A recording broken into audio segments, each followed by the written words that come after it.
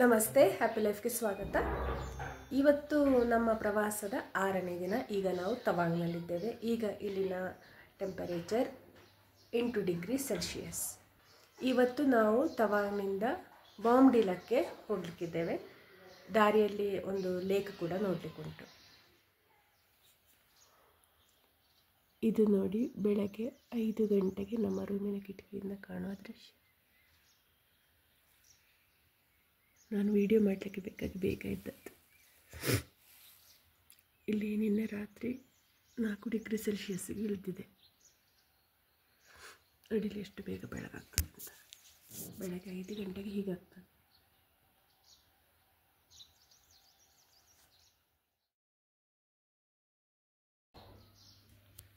ನೋಡಿ, ಇದು ಬಿಸಿ ಆಗಲಿಕ್ಕೆ ಹೀಗೆ ಇಡ್ತಾರೆ ಎಲೆಕ್ಟ್ರಿಕ್. ಇದು ಹೀಗೆ ಇಲ್ಲಿ ಇದನ್ನು ಕಂಟ್ರೋಲ್ ಮಾಡಲಿಕ್ಕಾಗ್ತದೆ. ಹೆಚ್ಚು ಕಮ್ಮಿ ಬಿಸಿ ಹೆಚ್ಚು ಕಮ್ಮಿ ಮಾಡಲಿಕ್ಕಾಗ್ತದೆ. ಹೀಗೆ ಒಂದು ಪ್ಯಾಡ್ ಇರ್ತದೆ. ಇದನ್ನು ಬೆಡ್ಡಿನ ಅಡಿಯಲ್ಲಿ ಇದು ಬಿಸಿ ಆಗ್ತದೆ. ನೋಡಿ, ಫುಲ್ ಬಿಸಿ ಇರ್ತದೆ ಇದು. ಹಾಗೆ ಇಡೀ ಹಾಸಿಗೆ ಬಿಸಿ ಆಗ್ತದೆ. ಅದಿಷ್ಟು ದೊಡ್ಡ ಉಂಟು ನೋಡಿ ಪ್ಯಾಡ್. ಇಲ್ಲಿ ತನಕ ಬರ್ತದೆ. ಇದು ಇಲ್ಲಿ ತನಕ ಉಂಟು. ಒಂದು 4 ಫೀಟ್ ಉದ್ದ ಉಂಟು. ಒಂದು 6 ಫೀಟ್ನಷ್ಟು ಅಗಲ ಉಂಟದು. ಅದು ಹೀಗೆ ಬೆಡ್ಡಿನ ಅಡಿಯಲ್ಲಿ ಹಾಕುವಂಥದ್ದು. ಆದರೆ ನಮಗೆ ಕಾಶ್ಮೀರದಲ್ಲಿ ಅದನ್ನು ಬ್ಲ್ಯಾಂಕೆಟ್ ಒಳಗೆ ಹಾಕಿ ಕೊಟ್ಟಿದ್ದರು. ಬ್ಲ್ಯಾಂಕೆಟ್ ಒಳಗೆ ಕೂಡ ಹಾಕ್ಲಿಕ್ಕೆ ಆಗ್ತದೆ ಅಂತ ಕಾಣ್ತದೆ. ಕಾಶ್ಮೀರದಲ್ಲಿ ನಮಗೆ ಬ್ಲ್ಯಾಂಕೆಟ್ ಒಳಗೆ ಹಾಕಿ ಕೊಟ್ಟಿದ್ದರು ಅವತ್ತು 3 ವರ್ಷ ಹಿಂದೆ. ಇಲ್ಲಿ ಬೆಡ್ಡಿಗೆ ಹಾಕಿದ್ದಾರೆ. ಬೆಡ್ ಬಿಸಿ ಇರ್ತದೆ. ಬ್ಲ್ಯಾಂಕೆಟ್ಗೆ ಹಾಕಿದರೆ ಬ್ಲ್ಯಾಂಕೆಟ್ ಬಿಸಿ ಇರ್ತದೆ. ನಮಗೆ ಓದಲಿಕ್ಕೆ ಮಲಗುವಾಗ ಬಿಸಿ ಬಿಸಿಯಾಗಿ ಮಲಗಲಿಕ್ಕೆ. ಬ್ರೇಕ್ಫಾಸ್ಟ್ ಬಂದಿದೆ. ಬ್ರೆಡ್ ಟೋಸ್ಟ್, ಜಾಮ್ ಉಂಟು, ಬಟರ್ ಉಂಟು, ಮತ್ತು ಪರಾಠ ಮತ್ತು ಉಪ್ಪಿನಕಾಯಿ ಉಂಟು. ನಾವೀಗ ರೂಮ್ ವೇಕೇಟ್ ಮಾಡ್ತಾ ಇದ್ದೇವೆ.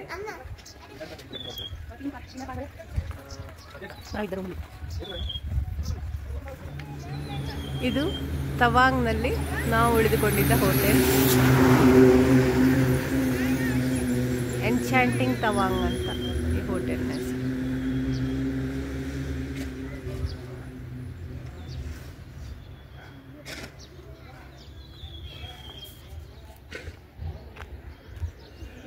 ಇಲ್ಲಿ ಚೆರಿ ಹೂವಾಗಿದೆ ನೋಡಿ.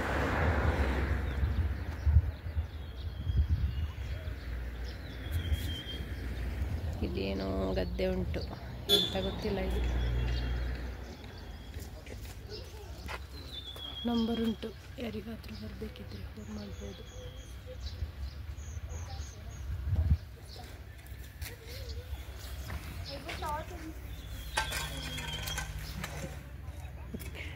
ಸೈಡ್ ನಾವು ರೆಡಿ ಇದ್ದೇವೆ. ಡ್ರೈವರ್ ಬರಲಿಲ್ಲ. ಇಲ್ಲಿ ಬೇರೆಯವರು ಬಂದ ಗೆಸ್ಟ್ ಎಲ್ಲ ಹೊರಡ್ತಾ ಇದ್ದಾರೆ ನೋಡಿ. ಎಲ್ಲ ಸ್ವಾಮಿನ ಗಾಡಿಗಳೇ ಉಂಟು. ಬಾಯ್ ಬಾಯ್ ತವಾಂಗ್. ತವಾಂಗಿಗೆ ವೆಲ್ಕಮ್ ಅಂತ ಬೋರ್ಡ್ ಉಂಟಲ್ಲಿ. ನಾವೀಗ ಬಾಯ್ ಬಾಯ್ ಮಾಡ್ತಾ ಇದ್ದೀವಿ ತವಾಂಗಿಗೆ.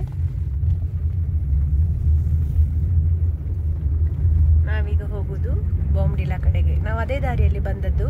ನಾವು ದಿರಾಂಗಲ್ಲಿ ನಿಂತಿದ್ದು. ನಾವು ಮೊನ್ನೆ ದಿರಾಂಗಿಂದಲೂ ಸ್ವಲ್ಪ ಮುಂದೆ ಹೋಗಿ ನಿಲ್ತೇವೆ ನಾವು ಬಾಂಬ್ಡಿಲಾದಲ್ಲಿ. ಯಾಕೆಂದರೆ ನಾಳೆ ನಮಗೆ ಗುವಾಹಟಿಗೆ ಹೋಗ್ಬೇಕಲ್ಲ, ಹಾಗೆ ಸ್ವಲ್ಪ ಹತ್ತಿರ ಆಗಲಿಕ್ಕೆ ಬೇಕಾಗಿ.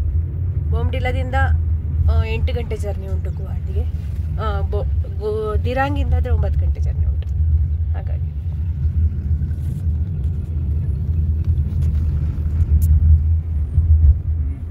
ಆದರೆ ಬಾಂಬ್ಡಿಲಾ ಅರುಣಾಚಲ್ ಪ್ರದೇಶದಲ್ಲೇ ಬರ್ತದೆ. ಗಡಿಯಿಂದ ಈಚೆ ಇರ್ತದೆ. ಒಳ್ಳೆ ಚಳಿ ಉಂಟು. ಹಾಗೆ ನಾವು ಫುಲ್ ಪ್ಯಾಕ್ ಆಗಿ ಹೊರಟಿದ್ದೇವೆ. ಈಗ 3 ಜನ ಪ್ಯಾಕ್ ಆಗಿದ್ದೇವೆ.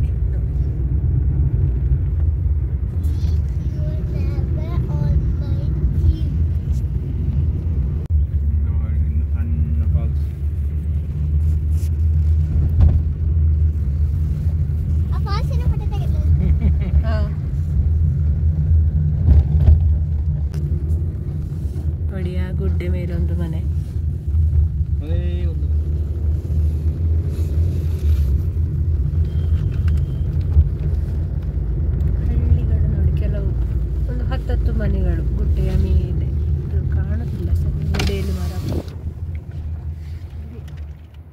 ಯಾಕೆ ಮೇಯ್ತಾ ಉಂಟು.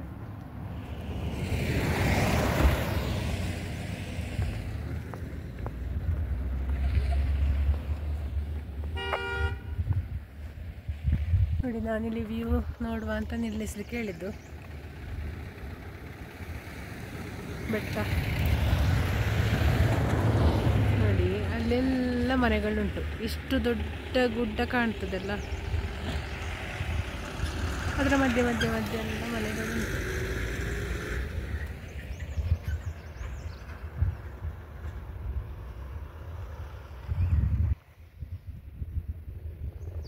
ಯಾಕೆ ಮೇಯ್ತಾ ಉಂಟು ಇಲ್ಲಿ?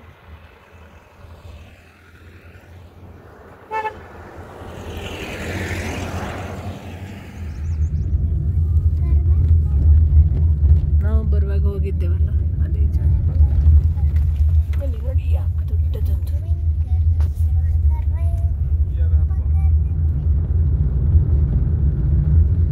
ನೀರು ಬೀಳೋದು ಗಟ್ಟಿ ಆದ್ದು ನೋಡುವಾಗ.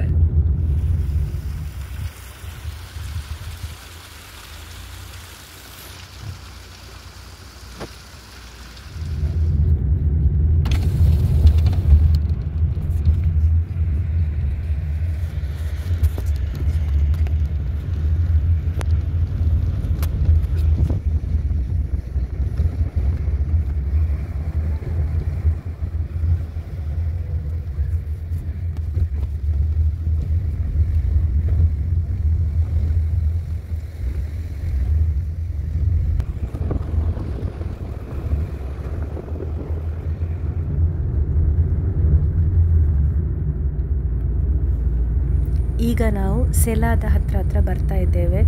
ಸೆಲಾ, ತವಾಂಗ್ ಮತ್ತು ದಿರಾಂಗ್ನ ಮಧ್ಯದಲ್ಲಿ ಈ ಸೆಲಾ ಪಾಸ್ ಬರೋದು. ನಾವು ಹೋಗುವಾಗ ಸೆಲಾ ಪಾಸ್ ದಾಟಿದ್ದು ಟನೆಲ್ ಮೂಲಕ. ಈಗ ನಾವು ಟನೆಲ್ ಮೂಲಕ ಬರೋದಿಲ್ಲ, ಯಾಕೆಂದರೆ ನಮಗೆ ಒಂದು ಲೇಕ್ ನೋಡಲಿಕ್ಕೆ ಹೋಗ್ಲಿಕ್ಕೆ ಉಂಟು. ಹಾಗೆ ಟನೆಲ್ನ ಮೂಲಕ ಹೋದರೆ ಲೇಕ್ ಸಿಕ್ಕುವುದಿಲ್ಲ. ಹಾಗೆ 3 ದಿವಸ ಮೊದಲು ನಾವು ದಿರಾಂಗ್ನಿಂದ ತವಾಂಗ್ಗೆ ಹೋಗುವಾಗ ಲೇಕ್ನ ಹತ್ರ ಆಗಿ ಹೋಗಲಿಲ್ಲ, ನಾವು ಟನೆಲ್ ಮೂಲಕ ಹೋದದ್ದು. ಟನೆಲ್ ಆದ ಮೇಲೆ ದಿರಾಂಗ್ನಿಂದ ತವಾಂಗಿರುವ ದೂರ 10 ಕಿಲೋಮೀಟರ್ನಷ್ಟು ಕಡಿಮೆ ಆಗಿದೆ ಅಂತೆ. ಈ ಮಾರ್ಗ ಪರ್ವತವನ್ನು ಸುತ್ತಿ ಸುತ್ತಿ ಹೋಗುವಂಥದ್ದು. ನೋಡಿ, ಈ ಬದಿಯಲ್ಲಿ ಸ್ನೋ ಇಲ್ಲ. ನಮ್ಮ ಹಿಮಾಲಯ ಪರ್ವತದಲ್ಲಿ ಹೇಗೆ ಅಂದರೆ, ಈ ದಕ್ಷಿಣ ಭಾಗಕ್ಕೆ ಮುಖ ಮಾಡಿರುವ ಸ್ಲೋಪ್ ಉಂಟಲ್ಲ, ಆ ಪಾರ್ಶ್ವ ಉಂಟಲ್ಲ, ಅಲ್ಲಿ ಸ್ನೋ ಬೇಗ ಕರಗ್ತದೆ. ಉತ್ತರ ಬದಿಯ ಭಾಗದಲ್ಲಿ ಸ್ನೋ ಪಕ್ಕ ಕರಗುವುದಿಲ್ಲ. ನೋಡಿ, ನಾವೀಗ ಸೆಲಾ ಲೇಕ್ ತಲುಪಿದ್ದೇವೆ.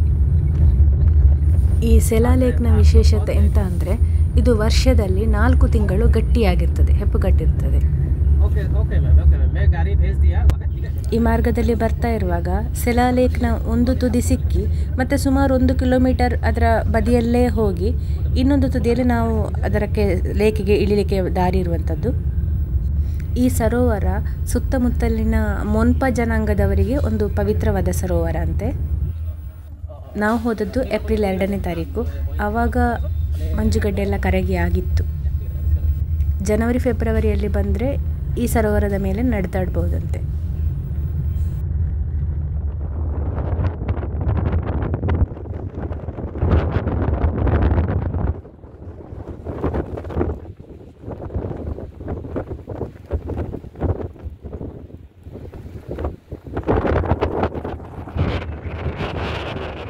ತುಂಬ ಚಂದದ ಸರೋವರ, ಅಲ್ಲಿ ತುಂಬ ಗಾಳಿ ಬೀಸ್ತಾ ಇತ್ತು. ಹಾಗೆ ನಾನು ವಿಡಿಯೋ ಮಾಡುವಾಗ ಹೇಳಿದ ನನ್ನ ಮಾತುಗಳು ರೆಕಾರ್ಡ್ ಆಗಲಿಲ್ಲ, ಬರೀ ಗಾಳಿಯ ಶಬ್ದವೇ ಬಂದಿದೆ ಅಷ್ಟೆ.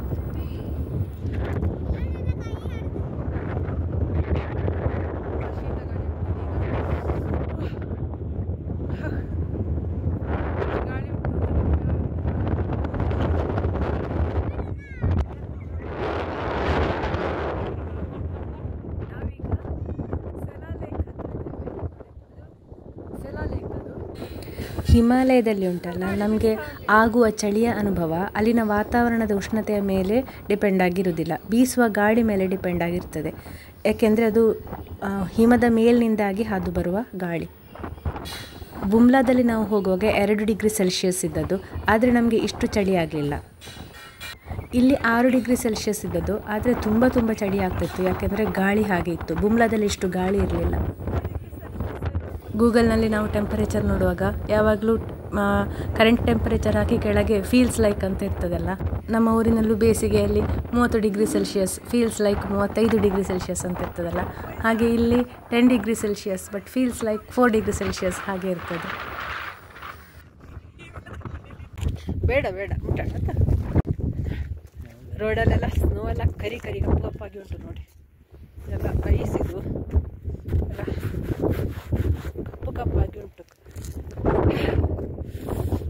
ಸ್ನೋನ ರಾಶಿ ನೋಡಿ, 15 ದಿವಸ ಹಿಂದೆ ಇಲ್ಲಿ ಇದೇ ಲೆವೆಲ್ಗೆ ತನಕ ಇತ್ತಂತೆ ಸ್ನೋ. ಇಲ್ಲಿ ರೋಡೇ ಕ್ಲೋಸ್ ಆಗಿತ್ತಂತೆ, ಅಲ್ಲಿ ಟನೆಲ್ ಉಂಟಲ್ಲ, ಟನೆಲ್ ಮೂಲಕ ಬರ್ತಿದ್ದಂತೆ ಜನ. ಹಾಗೆ ನೋಡಿ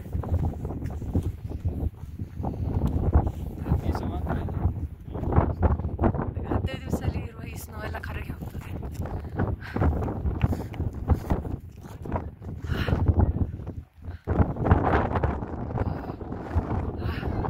ದೃಶ್ಯ ಚಂದ ಉಂಟು, ಆದರೆ ಕೈ ಮಾತ್ರ ಕಟ್ಟಿದೆ.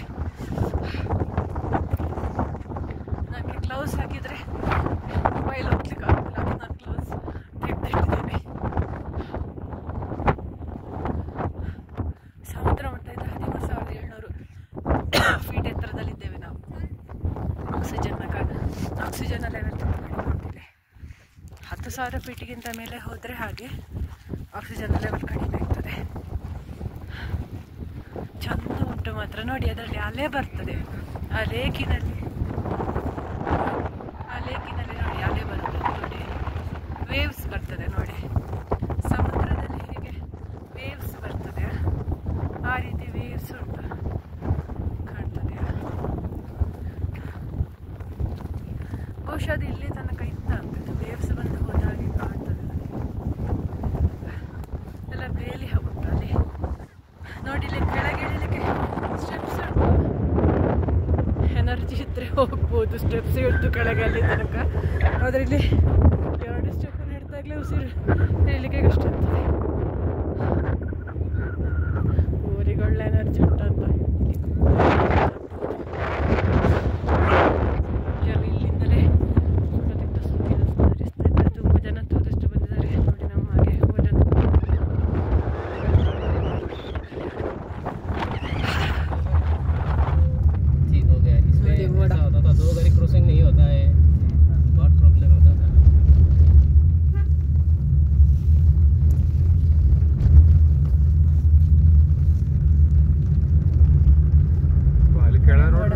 ನಾವು ಹಾಗೆ ಹೋಗ್ಬೇಕು ನೋಡಿ. ಅಲ್ಲಿ ರೋಡ್ ಉಂಟಲ್ಲ, ರೋಡ್ ಕಾಣ್ತದ, ಹಾಗೆ ಇಳಿಲಿಕ್ಕೆ ಉಂಟು. ಇಳಿದು ಹೋಗೋದು ಸೆಲಾ ಪಾಸ್.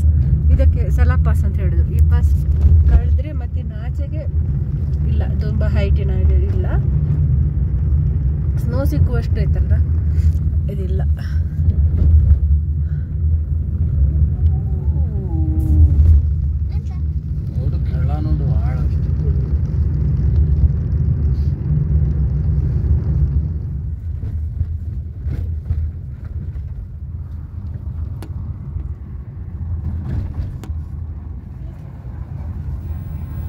ಈ ಭಾಗದಲ್ಲೆಲ್ಲ ಲ್ಯಾಂಡ್ ಸ್ಲೈಡ್ ತುಂಬ ಸರ್ವೇ ಸಾಮಾನ್ಯ. ಆದರೆ ಲ್ಯಾಂಡ್ ಸ್ಲೈಡ್ ಆದಾಗ ಈ ಬಾರ್ಡರ್ ರೋಡ್ ಆರ್ಗನೈಸೇಷನ್ ಅವರು ಕೂಡಲೇ ಅದನ್ನು ಸರಿ ಮಾಡಿಬಿಡ್ತಾರೆ. ಹೊಸತು ಟನೆಲ್ ಆಗಿದೆ ಅಲ್ಲ, ಆ ಮೂಲಕ ಈಗ ಎಲ್ಲ ವಾಹನಗಳು ಹೋಗುವ ಕಾರಣ ಈ ಮಾರ್ಗದ ಕಡೆಗೆ ಅಷ್ಟೊಂದು ಗಮನ ಕೊಡೋದಿಲ್ಲಂತೆ ಈಗ BROದವರು. ಆ ಮಾರ್ಗ ಸಿಕ್ಕಬೇಕಿದ್ರೆ ಸೆಲಾ ಲೇಕ್ನಿಂದ ನಾವು ವಾಪಸ್ ತವಾಂಗ್ನ ಕಡೆಗೆ ಒಂದು 3 ಕಿಲೋಮೀಟರ್ ಹೋಗಿ ಮತ್ತೆ ನಾವು ಡೈವರ್ಷನ್ ತೆಕ್ಕೊಂಡು ಹೋಗಬೇಕಾಗ್ತದೆ.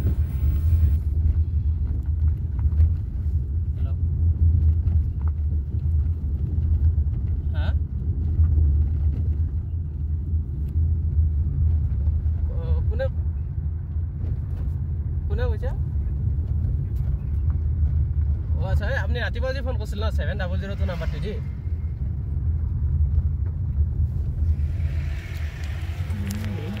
ಹೀಗೆ ಪ್ರಪಾತ ಗುಂಡಿ ಒಂದು ವಾಹನ ಬಂದಾಗ ಸೈಡ್ ಬಿಟ್ಟು ನೋಡಿ. ಎಲ್ಲಿದು ಗುಡ್ಡೆ ಜಾರದು ಬಿದ್ದದ್ದು ಎಷ್ಟು ದಾರಿ इधर से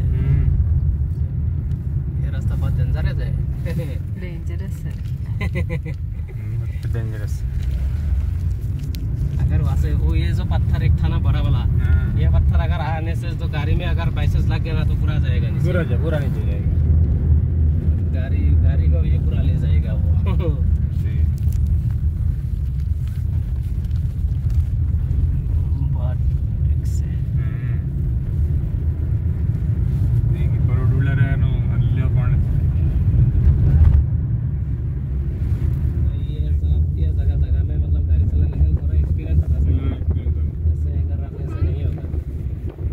कोई बात नहीं है लेकिन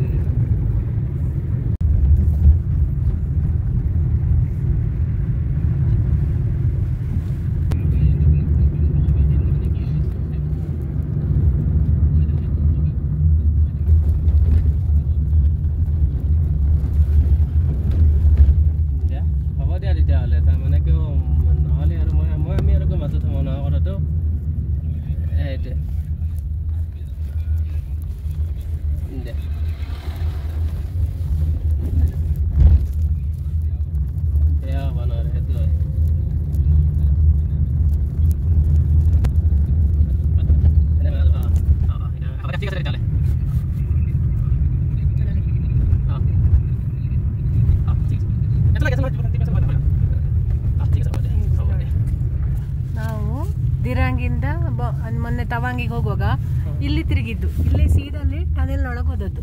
ನಾವೀಗ ಲೇಕ್ ನೋಡ್ಲಿಕ್ಕೆ ಬೇಕಾಗಿ ತವಾಂಗಿಂದ ಬರುವಾಗ ಇನ್ನೊಂದು ರೋಡ್ ತಗೊಂಡದ್ದು, ಅದು ಇಲ್ಲಿಂದ ಹಳೆ ರೋಡ್, ಅದು ಹಳೆತ್ತು ರೋಡ್. ಅದು ಆ ಟನೆಲ್ನಿಂದಾಗಿ ಒಂದು 10 ಕಿಲೋಮೀಟರ್ ಸೇವ್ ಆಗಿದೆ. ಮತ್ತೆ ಈ ಮಾರ್ಗ ಉಂಟಲ್ಲ ಸಪೂರ, ಮತ್ತೆ ಭಯಾನಕ ಮಾರ್ಗ ಅದು, ಅದೆಲ್ಲ ಉಳಿತಾಯ ಆಗಿದೆ ಈ ಟನೆಲ್ನಿಂದಾಗಿ. ಕಳೆದ ವರ್ಷ ಓಪನ್ ಆದದಂತೆ ಆ ಟನೆಲ್. ಸುಮಾರು 10 ಕಿಲೋಮೀಟರ್ನಷ್ಟು ಸೇವ್ ಆಗಿದೆ ದಿರಾಂಗಿಂದ ತವಾಂಗಿಗೆ ಹೋಗುವಾಗ.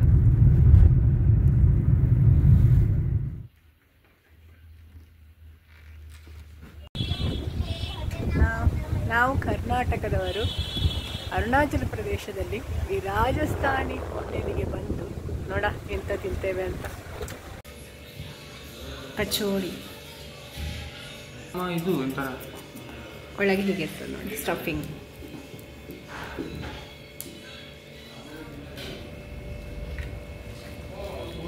ರಸಮಲಾಯಿ. ನಾವು ಮೊನ್ನೆ ದಿರಾಂಗ್ ಸೈಟ್ ಸೀಯಿಂಗ್ ಮಾಡುವ ದಿವಸ ಕೂಡ ಇದೇ ಹೋಟೆಲ್ಗೆ ಬಂದದ್ದು. ಯಾಕೆಂದರೆ ಇದು ಪ್ಯೂರ್ ವೆಜ್ ಹೋಟೆಲ್ ಅಂತ ನಮಗೆ ಇಲ್ಲಿ ಸಿಕ್ಕುದಿಲ್ಲ ಅರುಣಾಚಲ ಪ್ರದೇಶದಲ್ಲಿ. ಕಡಿಮೆ pure veg, veg non veg mix ಇರುವಂಥದ್ದು. ಮೊನ್ನೆ ದಿರಾಂಗ್ ಸೈಟ್ ಸೀಯಿಂಗ್ ಮಾಡೋ ದಿವಸ ಇಲ್ಲಿಗೆ ಬಂದದ್ದು. ಇವತ್ತು ನಾವು ತವಾಂಗಿಂದ ಬರುವಾಗ ಕೂಡ ಇಲ್ಲೇ ತಿಂದದ್ದು, ನಾವು ದೋಸೆ ತಿಂದದ್ದು, ಮತ್ತು ಕಚೋಡಿ ಮತ್ತು ರಸಮಲಾಯಿ ತಿಂದಿದ್ದೇವೆ, ಚಾ ಕಾಫಿ.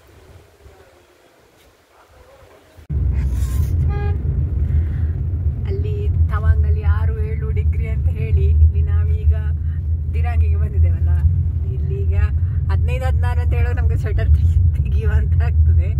ಇನ್ನೀಗ ನಾವು ಬಾಮ್ಡಿಲಾಕ್ಕೆ ಹೋಗ್ತಾ ಇದ್ದೇವೆ. ಬಾಮ್ಡಿಲಾದಲ್ಲಿ ದಿರಾಂಗಿಗಿಂತ ಸ್ವಲ್ಪ ಜಾಸ್ತಿ ಚಳಿ ಇರ್ತದೆ. ಅಂದರೆ ಬಾಮ್ಡಿಲಾ ಸ್ವಲ್ಪ ಹೈಟಲ್ಲಿ ಇರುವಂಥದ್ದು, ಅಂದರೆ ದಿರಾಂಗಿಗಿಂತ ಹೈಟಲ್ಲಿ ಅಂತ, ತವಾಂಗಿನಷ್ಟಲ್ಲ.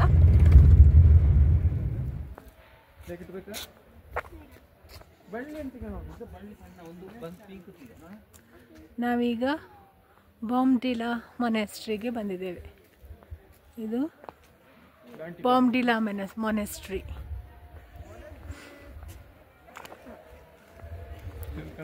ಕಾಫಿ ಬಿಸ್ಕೆಟ್ ಎಲ್ಲ ಕೊಡ್ತದೆ ನೋಡಿ, ಎಷ್ಟು ದೊಡ್ಡ ಉಂಟು ಅಂತ. ಈಗ ಬಾಮ್ಡಿಲಾ ಮೊನೆಸ್ಟ್ರಿ. ಬಾಮ್ಡಿಲಾದಲ್ಲಿ ಕೂಡ ತವಾಂಗ್ನ ಹಾಗೆ ಸುಮಾರು ಮೊನೆಸ್ಟ್ರಿಗಳು ಉಂಟು. ಈಗ ನಾವು ನೋಡ್ತಾ ಇರುವ ಮೊನೆಸ್ಟ್ರಿ ಉಂಟಲ್ಲ, ಟಿಬೆಟಿನ ಫೇಮಸ್ ಸೋನಾಗೋಂಡ್ಸೆ ಮೊನೆಸ್ಟ್ರಿಯನ್ನು ಹೋಲುವ ಹಾಗೆ ಕಟ್ಟಿದ್ದು. ಇದು 1965ರಲ್ಲಿ ಕಟ್ಟಿದ ಮೊನೆಸ್ಟ್ರಿ. ಇಲ್ಲಿ ಬಾಲ ಸನ್ಯಾಸಿಗಳಿಗೆ ಪಾಠ ಮಾಡುವ ಗುರುಕುಲ ಕೂಡ ಉಂಟು. ನೆಲಕ್ಕೆ ಮರದ ಹಾಸು, ದಲೈ ಲಾಮಾ ಅವರ ಫೋಟೋ. ಇಲ್ಲಿ ಕೆಲವು ಹಬ್ಬಗಳ ಸಂದರ್ಭದಲ್ಲಿ ಹೊಯ್ಗೆಯಿಂದ ಮಂಡಲಗಳನ್ನು ಮಾಡ್ತಾರಂತೆ, ಅದು ತುಂಬ ಚೆಂದ ಇರ್ತದೆ ಅಂತ ನೋಡಲಿಕ್ಕೆ. ಸ್ಕೂಲ್ ನೋಡಿ,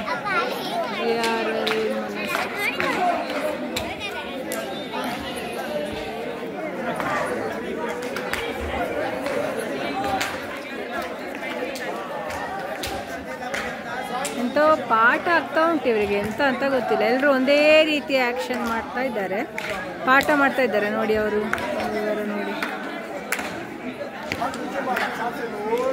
ಎಂತ ಅಂತ ಗೊತ್ತಿಲ್ಲ, ಎಂಥದ್ದು ಪ್ರಾಕ್ಟೀಸ್ ಮಾಡ್ತಾ ಇರೋದು ಹಾಗೆ.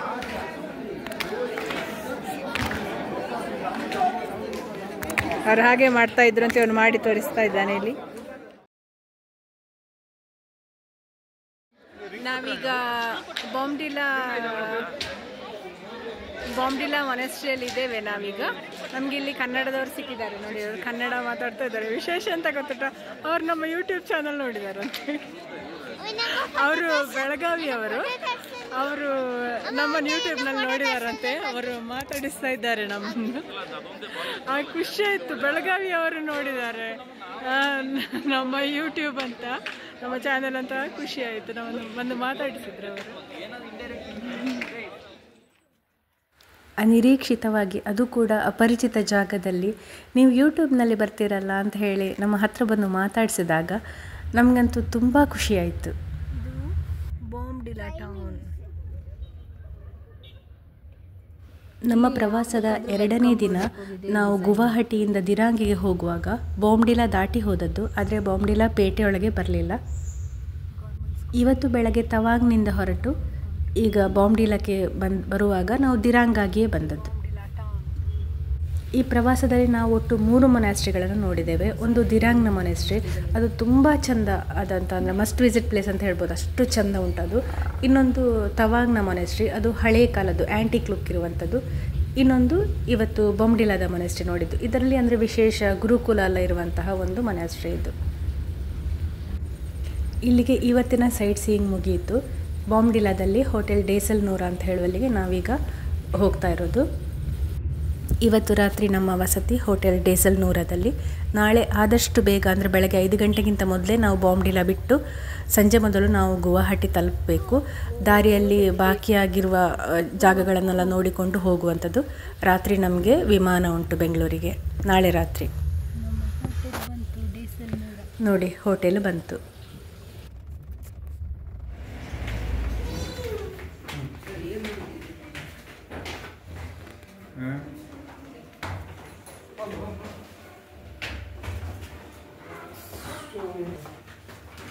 ಇಲ್ಲಿ ಎಲ್ಲ ಹೋಟೆಲ್ ರೂಮ್ಗಳಲ್ಲೂ ರೂಮ್ ಹೀಟರ್ ಕೊಡ್ತಾರೆ. ಒಂದೊಂದು ಹೋಟೆಲ್ನಲ್ಲಿ ಒಂದೊಂದು ರೀತಿಯ ರೂಮ್ ಹೀಟರ್ ಸಿಕ್ಕಿದೆ ನಮಗೆ. ರೊಟೇಟ್ ಆಗ್ತದೆ ಈಗ ನೋಡಿ, ಈಗ ರೊಟೇಟ್ ಆಗ್ತದೆ. ಇಲ್ಲಿಗೆ ನಮ್ಮ ಪ್ರವಾಸದ 6ನೇ ದಿನ ಮುಗಿಯಿತು. ವಿಡಿಯೋವನ್ನು ಕೊನೆ ತನಕ ನೋಡಿದ್ದಕ್ಕಾಗಿ ಧನ್ಯವಾದಗಳು.